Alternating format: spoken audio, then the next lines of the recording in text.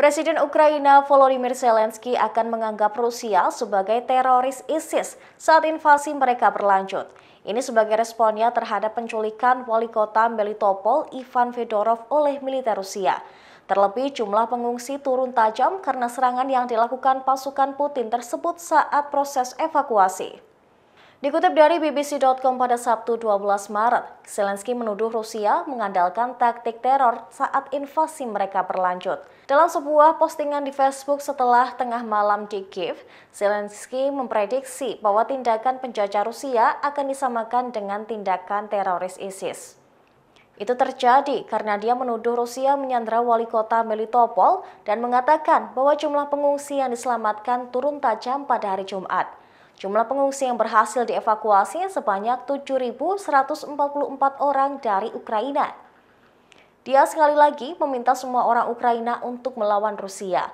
Zelensky juga mengimbau ibu-ibu Rusia agar tidak mengirimkan anak mereka berperang di negara asing. Diketahui wali kota Melitopol Ivan Fedorov diculik oleh pasukan Rusia pada Jumat kemarin. Hal ini dikarenakan Fedorov menolak untuk bekerja sama dengan militer Rusia. Ia dibawa oleh 10 tentara milik Putin dan kepalanya ditutup dengan plastik. Rusia juga menuduh wali kota Melitopol sebagai teroris.